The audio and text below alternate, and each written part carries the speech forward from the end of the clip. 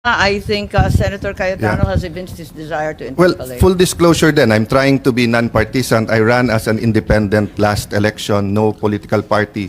But I did vote for the president in 2016. No? So I saw the SOJ raising his hand.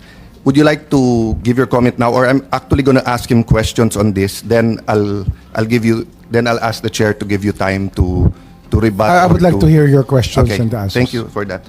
So sir, tayo ba nag-meet na rin ba tayo? I don't think so, sir. I don't think so. So yeah, yes, so I don't mean to be rude, and I thank you for your, volunteering your opinion. Kasi nga, basically there's so much confusion. So we're trying to get through the confusion, not only for today but also for tomorrow, to make sure that we respect our constitution and everyone's right is protected. So my first question: do we, in this room, do we all agree that if there's conflict between international law and our constitution will prevail?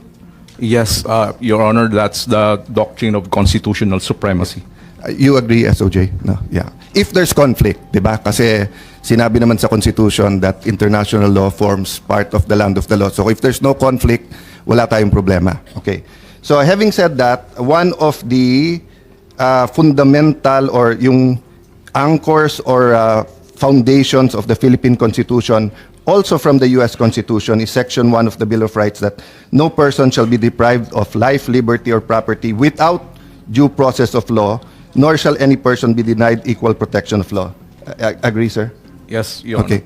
So, when we arrest someone, we're depriving him of liberty.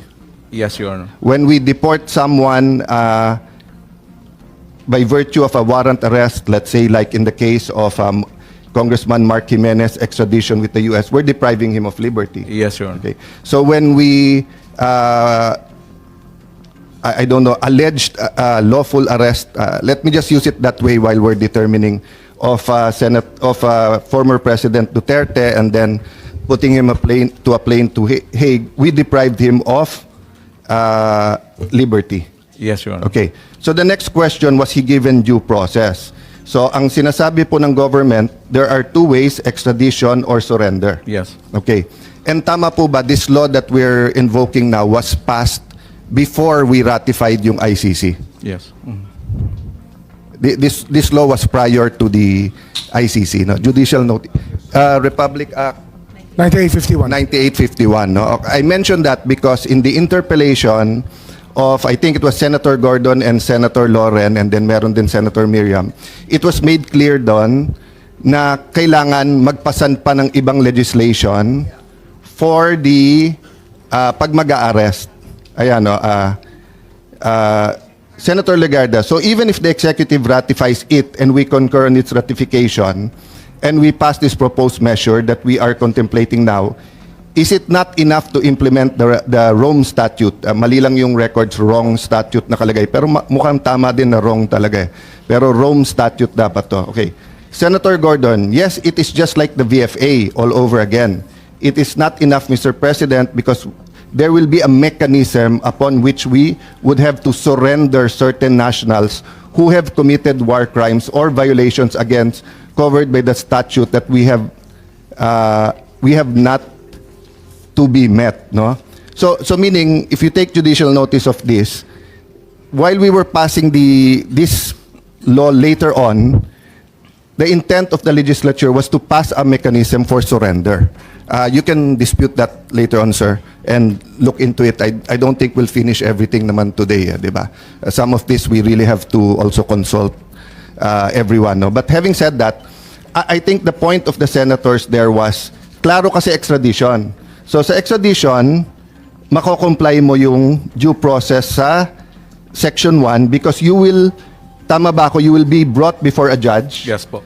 They will show you the extradition notice and the other papers like the warrant of arrest, and the person being arrested can answer before the judge. Tama Yes po ba? po. Okay. So let me go to Section 2. The right of the people to be secure in their persons, houses, papers, and effects against unreasonable searches and seizures of whatever nature and for whatever purpose shall be inviolable, no? So i-google na lang natin inviolable, but tama ba? basically you cannot violate this. Opo. Okay. And no search warrant or warrant of arrest shall issue except upon probable cause to be determined personally by the judge and after examination under oath or affirmation of the complainant and the witness he may produce, and particularly describing the place to be searched and the person or things to be seized. Okay. Mas bata ka ba sa akin? 1970 ako pinanganak. Matanda na po ako. So, Yeah. halos magka-age tayo. Hindi po, mas matanda po ako. Mas matanda ka ng konti. Sorry, mas mukha kang bata sa akin. But, no, the point is, because medyo middle kaming pinanganak nun, I think mas ka-age ko si Gilbert, no? So, ang alam ko lang, by the time kasi I got to law school, 87, 97 ako graduate, 10 years na tong constitution na to eh. This was all a reaction to martial law, where they had different kinds of warrant of arrest, including yung ASO and whatever, which were all legal during that time. I'm not judging that time. I'm just saying, both under martial law, the former constitution, jurisprudence, going from the Spanish to the Japanese period, to the American period, to our independence. So in the wisdom of the Filipino people, pinasa to na except, ang alam ko lang exception, there may be one or two, but alam ko exception yung sinabi mong deportation, because when they come in, hindi na kailangan pumunta sa judge, immigration officials can deport or arrest them, di ba? Pero otherwise, hindi pwedeng si SOJ, DILG, hindi pwedeng si Secretary, no matter how brilliant Secretary Gibo is, when he's in the military can only arrest ata their personnel, no, under certain codes, di ba? But he cannot issue a warrant of arrest, di ba? So the safeguard of each and every Filipino sa due process is you're brought before a judge, and due process is one, yung nakalagay dito, that you're informed about the nature of and the, sorry, the words is in anong 12. Yan. Sa section 12, any person under investigation for the commission of offense shall have the right to be informed of his right to remain silent and have competent and independent counsel preferably of his choice. Yan po, General Torre, yung Miranda rights na binasa mo kay former President Duterte. Tama po, no?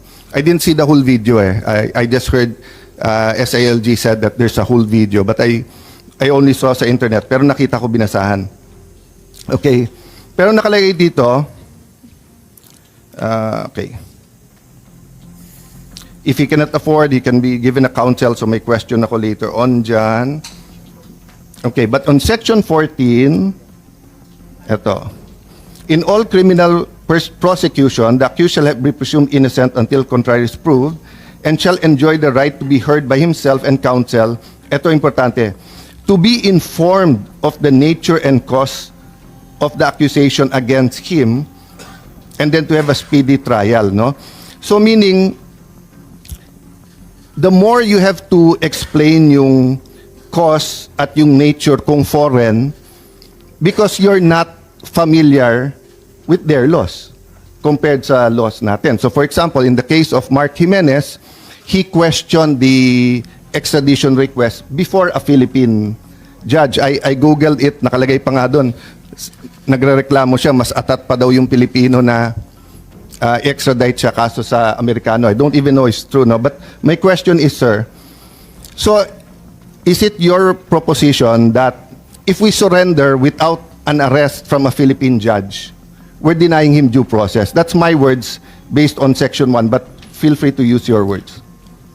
Thank you, Senator. Yes, I agree. Basically, the principle involved here is due process. I think a lot of commentators have already pointed out the requirement of adherence to the principle of due process. So, whatever it is that the government is action is taking that would deprive a person of life, liberty, or process or property, it has to go through a certain process. It's called procedural due process. If it's a crime, it's a criminal due process. It's a procedural due process requires opportunity to be heard, reasonable opportunity to be heard by and in an impartial or before an impartial tribunal. And in criminal law, both procedural and substantial due process are essential. Not only Yes, important, yes. but are essential, Yes, di ba? yes, Because yeah. in let's say, other cases, kung magkamali ng konti sa procedure, it's repairable. Pero sa criminal law, na-accuse ka na mali, kambal mo pala yon, or nung pinasa yung batas na yon, hindi pa pala crime, and then you weren't informed, fatal yon. So much so, that meron ngang doctrine of the poisonous tree, di ba? That if yung evidence that were taken from you were illegally obtained, hindi pwedeng gamitin against you. Is my recollection of the law. You're a professor, so you continually review this. I don't continually review you do this, no, but I should, of course.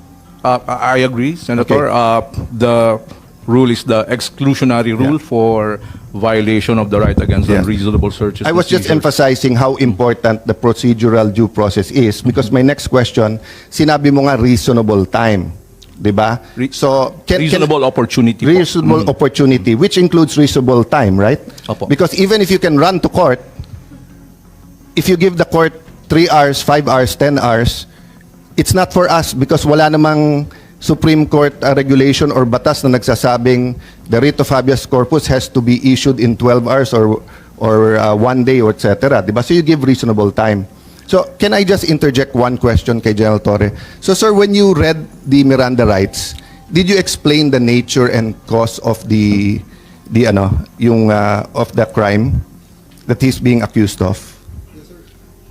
Yes, sir. It is on record and caught on video, sir. Yeah, sorry about I don't know lang kasi about the record, so I'm not doubting you. Yes, sir. Ang napanood ko lang kasi yung standard Miranda rights that Yes, sir. you have. So, how did you read to him yung nature and cause? It's sa warrant or you... Yes, sir. I read narrate- from the warrant, sir. It From was the warrant. extracted from the warrant by the DOJ. So, you read to him the warrant. Around Yes, sir. what time po yun? More or less. Mga around before lunchtime, sir. So, nung hinuli mo pa lang, binasa nyo na sa kanya yung warrant? When Kasi we- yung nakita namin video, sir, sa airport, the wife of former ES Miguel Dia was asking nga, di ba? And Ma'am Hanilet was also asking. At sinabi nyo, I don't know what you answered, but basically hindi nyo pa pinakita yung warrant noon, di ba? Nung yung mga video na yun, sir, gabi na yun, sir. Tapos na ang lahat na yun, sir. Paulit-ulit na lang, inuulit-ulit No, na lang what I was sir. saying is that ang nakita kong video, yung Yes. palabas pa lang sila, and you were informing him naman na meron warrant, di ba? Palabas sa tube, sir. Sa tube, oo. Nung palabas sa tube, sir, when the party of the former president is going out of the tube, doon, sir, sa mismong junction ng tube at sa yung moving junction, sir, ng tube, he was already met by PG, who attempted to read him his rights. Okay. And they said, wag na, pababain natin ang tension, doon na lang sa 250th. Okay, so they attempted wing, to sir. read him his right, and dala nila yung warrant noon, hindi pa? Yes, sir. Dala na, sir. Dala na nila? They will not So go yung out of issue the na plane. walang dala, that's not true kasi dala nila. Hindi sila lalabas sa plane, sir. Yun ang kondisyon nila. Hindi kami lalabas sa plane pag wala yung warrant. And So it was nandun shown yung to them. warrant. Okay. Yes, sir. So did you or any of the people who were serving the warrant explain to him the elements of the crime? Yes, sir. The whole So warrant was actually given to them. So just because it's simple naman, what are the elements of the crime against humanity na may murder? If you explain to him, then you can explain to me, di ba? So what's the elements? During the time, sir, it was not me who attempted the reading of the rights. It was the prosecutor general. Yes, sir. But sabi mo, you know the elements of the I crime. read to him in toto what was written Yes. on the warrant, sir. I read the warrant. Wala dun yung elements of the crime. We did not say that I know the elements, sir. I just Yes. read to him exactly So- the charges in accordance with what is written in the Yes, sir. warrant. I'm not arguing on the opinion and the legal kasi ito factual pa lang. But my point is, when you arrest a Filipino citizen for theft, for inciting to sedition, etc., meron po tayong legal maxim that ignorance of the law is not an excuse thereof. So, we are, as Filipino citizens, dapat alam natin yung law, di ba? So, pag inarrest mo yung isang tao, ano yan, bagransya. Sandali lang, sir. Na-repeal na yung bagransya, hindi na bata, ano yan. But I'm arresting you for what? For theft. You don't need to read the elements because alam na ng Pilipino yung nature and yung cause nung theft. But since this is a foreign court, and it's not even in the Rome Statute, yung elements. It was passed later on. So ang point ko, was the accused, in this case former president, aware of what he was being accused of? So I'll stop there, sir. Factual lang naman, and I take your answer that it was the warrant was there, it was read to him, and there are different. I won't go to them now. I'm just making the point that even if you serve the warrant, kung hindi niya alam at hindi alam ng lawyer niya, how do you expect him to run to court for to get legal remedy? So going back, Attorney Alexis, sir, so is the ability to seek legal remedy part of due process? Meaning, if you deny me, if you're accusing me of something, my warrant of arrest, and you don't allow me to go to Philippine courts, is that denying you due process? Absolutely, Your Honor. Without casting any aspersion on the character or competence of the officials involved. Yeah, I'm asking a general question. I think the question SOJ that naman you is posed, yes. listening, and they will answer. So going back to surrender.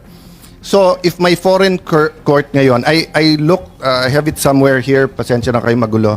Senator Trillanes was saying in May 2024 na 3 batches of warrants to. First daw is si PRD, after that daw Senator Bato, Senator Bongo, etc. And then sa third batch, military and police officials. So I agree with Senator Bongo na wala na tayong magagawa in the sense na nandyan na si PRD. But I disagree na hindi importante itong hearing kasi kung may second, third, fourth batch pa yung warrants, it's important. And take note tama po ba ako, during the time that the Marawi uprising or the Marawi siege, Secretary Anyo, we were still under ICC noon, no? Kasi that was tama po, di ba? When we were in Russia. So you know, if a terrorist who survived goes to the ICC and shows them pictures of 19 women or children that were died and comes up with a witness and tells them, alam nyo, from President Duterte to Sec Anyo to the Chief of Staff to ganito, they planned this, they killed this ganito. It may be not true, it may be totally false.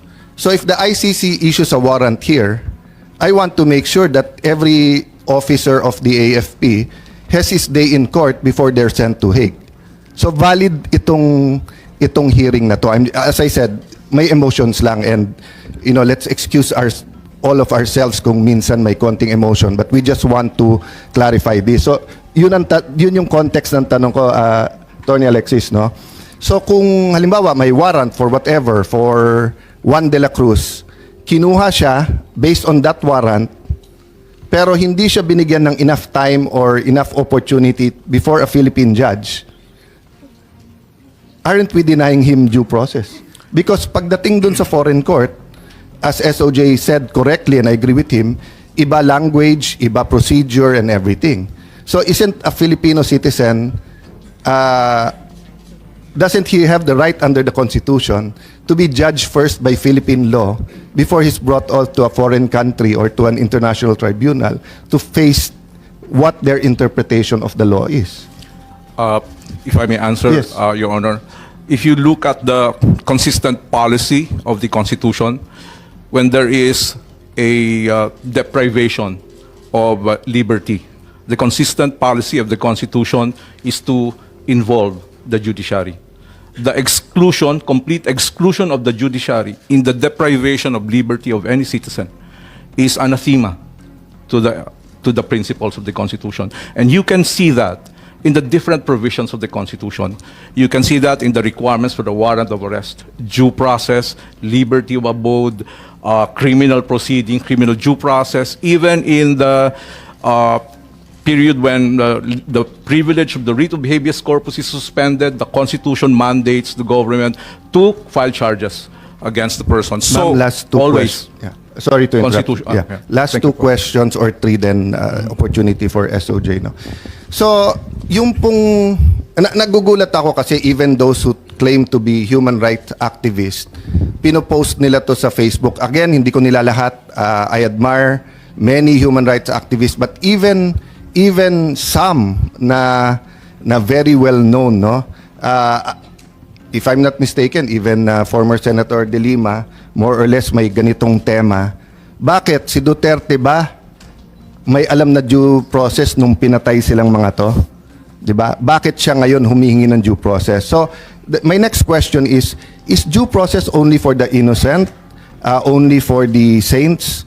Or even, first of all, President Duterte is presumed innocent.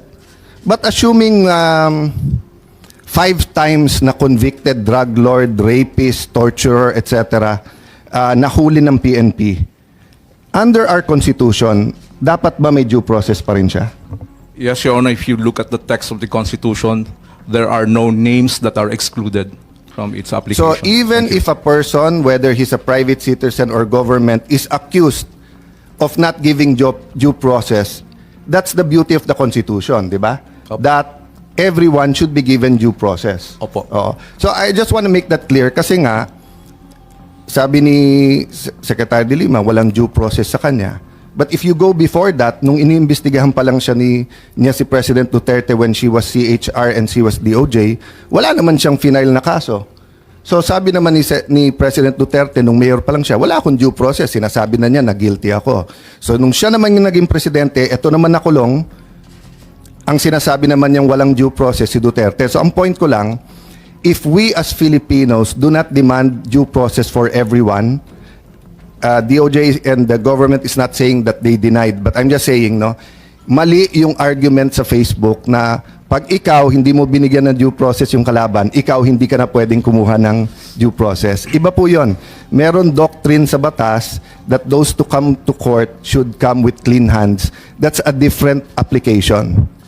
Anyone can come to court asking for due process, di ba? I wanted to clear that up lang, and I ask you that, Dr. Alexis, for 2 reasons. One, attorney, because you're a constitutional law professor. Number 2, if I ask SOJ, baka ispin nung iba and they tell na meron o wala si Duterte. I'm not talking about Duterte, I'm talking about every single Filipino deserves due process. Okay. My next question is, will the Interpol, or I don't want you to make a judgment sa Interpol, no? If any foreign entity, no, comes to us and asks for an arrest, is it non-cooperation with them if we say, may provisional arrest, we have him in custody, but a Philippine judge has to decide whether or not we can turn him over to you? If I may, Your Honor, international conventions actually respect compliance with the domestic laws. Even the Rome Statute, in the cooperation, the requirement is application of the laws of the country, of the custodial state. So it's up to the custodial state how to comply. There is no issue that we should comply with all these international obligations. That's not the dispute. The dispute is how to comply. And the manner of compliance is governed primarily, of course, by the Constitution, the highest law of the land. And that's precisely why the diffusion notice stated provisional arrest or extradition, because so this is the parallelism of what I want to make. If the ICC knows na pwedeng provisional arrest or pwedeng extradition, they give it sa Interpol, hindi naman magagalit ang Interpol kung nagbigay silang red notice at ang sagot mo sa Interpol, we have him under custody but we cannot release him to you unless a Philippine court so orders, or unless we give him enough time to seek legal remedy. Because of course, if the person doesn't seek legal remedy, para na rin yung sinurrender. Because the whole argument is that we're just helping Interpol. So I just wanted to clear that up. And again, ang hirap ng Facebook o media interview kasi hindi nakakasagot yung kabilang side. Eto, we can, I'll stop there, Madam Chair. So the point I want to make, and this is my personal stand, and I hope in a less emotional and more academic setting also, Mr. Secretaries, we can determine that, because part of life, liberty, and ano ba yung ginamit natin? Iba kasi yung sa US, di ba? Sila may pursuit of happiness. Tayo, life, liberty, and property. is the peace of mind. Di ba? The peace of mind na dito at least sa bansa ko, syempre hindi mo kontrolado kriminal. Diyan pumapasok, Sir Marbil, yung peace and order, assurance, etc. But at least alam ko, hindi ako pwedeng biglang arestuhin dito tapos i-try wherever. Di ba? Pero kung in doubt yon, di ba? So for example, feel free to judge Senator Bato, but I made the same statement as the Senate President that if he's in the Senate, even if beyond 6 years yung kakasuhan sa kanya, kung hindi pa nagde-decide ang Supreme Court what constitutes surrender, etc., and he seeks legal remedy, we should give, under reasonable circumstances, sanctuary to him. We did that sa Batasan 5. I mean, I've never be pro, hindi ko na alam kung anong word ang gagamitin kasi baka sabihin red tagging, di ba? But the progressive left or whatever, di ba? During the time of President Gloria Macapagal-Arroyo, we were together, Secretary, di ba, na we weren't looking at their ideology, we weren't looking at guilty ba sila o hindi, we were looking at the institution and the, what you call this, the balancing ba na pag medyo sigurado na legal yung pag-arrest, etc., tayo mismo kumakausap sa kanila na lumabas na kayo dito. I think that's what happened with Senator De Lima. No? I'll stop there. Napakaraming issues. Mamaya pa na factual ang tanong ko. But, Madam Chair, if we can give the